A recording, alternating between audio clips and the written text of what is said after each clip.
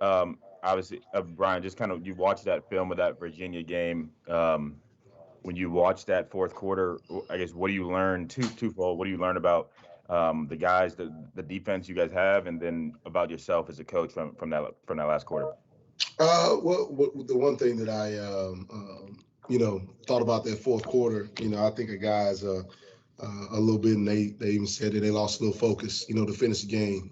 Being up 17, we're not a senior Latin team, so we're a really really young team, and we have to understand how to finish games. You got to close games out, and that's one thing we didn't do, whether it was from a player as well as their standpoint and my standpoint as well on that last drive.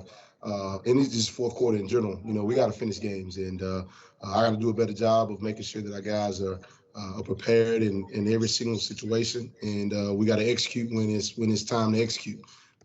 Fourth and six, we have to know it's fourth and six and not fourth and nine or fourth and 10. And same thing, fourth and nine, understanding, numbers game. Three's out. I got to make sure I work to the new number three and things of that nature. So we've have done a great job practice wise the last week and a half, and learned that our guys they're gonna continue to fight. They're gonna continue to fight, and they're playing hard. And we just got to execute down the stretch in order to win football games. So. Know one thing. I wish I would have called a couple of pressures in that last drive.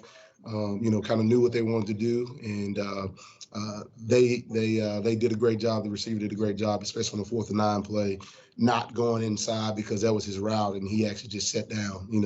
He was supposed to go back inside in the middle, and he saw the middle close, and he set it right down on the hash, which was a great adjustment by him on the fly. So, but anyway, we're gonna learn from that, and I think our guys have, and we're gonna continue to compete and fight into the very end. Hey, Brian, Matt McGavitt with Sports Illustrated. Scott said on Monday that he thinks throughout the game that defensively you guys should have brought maybe a little bit more pressure, considering how often Brendan Armstrong was able to find holes in that defense. Is that a sentiment that you agree with? That you guys probably should have found more ways to get more pressure, not just in late game but throughout the game? Well, I think we brought a lot of pressure throughout the game in general. Anyway, I think he's talking about that fourth quarter, that last fourth quarter, because we had a multitude of sacks, especially in that third quarter. So he was talking more so about that fourth quarter. And yes, that's like I said, I wish I would have brought some more pressure, especially in those that last drive. We brought some pressure throughout in the fourth quarter, but that last drive is when I wish I would have brought a little bit more pressure, especially when those guys was backed up a little bit. And not just playing coverage, but absolutely. Brian, there were times this year where, can you hear me? Yeah, I got you now. There were times this year when you guys rushed three and you guys were getting pressure. I mean, the Florida State game, UCF game a little bit too. You think is it something with the health of the D line or fatigue for the D line that maybe you guys didn't get the pressure you thought you'd get on that last drive against Virginia? Well, the one thing, Cam, if you go back and look at it on some of those, three-man rushes, sometimes the ball was getting out immediately quick, so you're not ever going to get there on a quick game. The other times, I think, with the three-man, those guys were keeping their tight ends in and chipping them, chipping those guys a lot. So now when you keep in six guys in, with a three-man rush, sometimes you may not, you probably won't get there.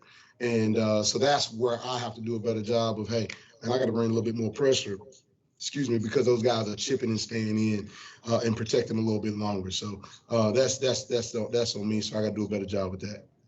A quick follow-up to that: when you have an off week, when you watch for your off week, do you just sit there and watch that Virginia film all day and go over it and critique it, or how do you move past a game like that?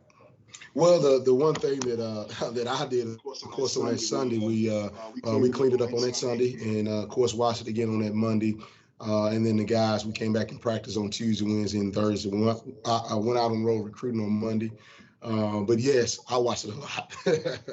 I watched it a lot because my dad always tell me, man, you only as good as your last one, number one, but you have to learn from your mistakes, because if you don't learn from your mistakes, it's just a mistake. And so that's one thing that I did. I watched it a ton and continue to watch it and just see, hey, where could we have been better in certain situations throughout the game, whether it was the last drive or whether it was early on in the game. The one thing we didn't execute on that first drive. I mean, it's 3rd and 16, and we give up a first down, and now they go score points.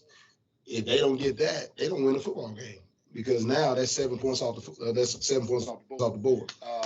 So we got to do a better job of not letting it get to the end where it's a close game. To where if we make some plays throughout the first half, even in the second half, that fourth quarter, we're not even talking about us losing that game right now. Hey, Bryan, going back to the late three-man rush and dropping 8 into coverage, Satterfield's kind of mentioned that over the bye week, you guys were kind of tinkering and experimenting with different little ways and different looks you guys can produce on defense. Is the three-man rush something you guys are going to continue trying to implement late game going forward? You said late game? Yes. And second part of that is, are you going to try and figure out other ways to kind of scheme up pressure outside of just maybe sending one extra guy on maybe a 3 or 4 man rush? Yes, to answer your question as far as three-man pressure, three-man rush at times, dropping 8. It all depends. Everything is about situations. And so, yes, sometimes we will drop 8 and rush 3 at times in certain situations. It all depends on down and distance as well and situations of the game. But yes, we have, and we've done it this year as well, bringing more pressure, bringing 5, bringing 6.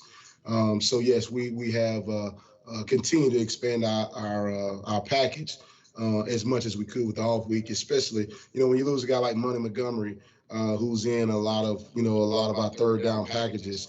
It limits you in some of the things that you're able to do.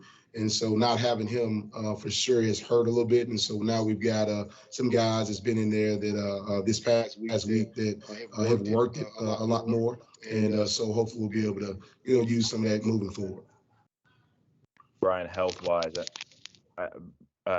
I know Ashton was a little banged up. How did you guys look defensively coming out of the bye week? Coming out of the bye week, pretty healthy. And so, like you say, Ashton was banged up the Wake Forest game, came back and played last week. So as of right now, we're pretty healthy going in. Of course, minus money, and hopefully we can stay that way until game time.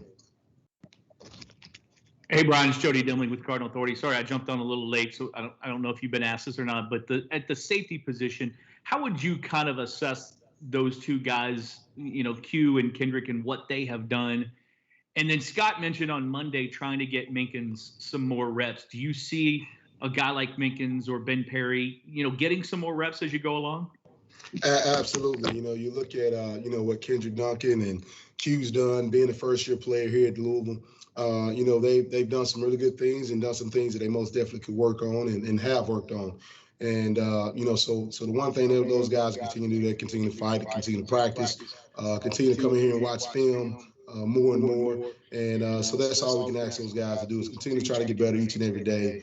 And yes, we are going to try to get Minkins and some more guys in to be able to help spell some of those guys, because when you're playing 90 plus snaps a game plus special teams, that's a lot of plays.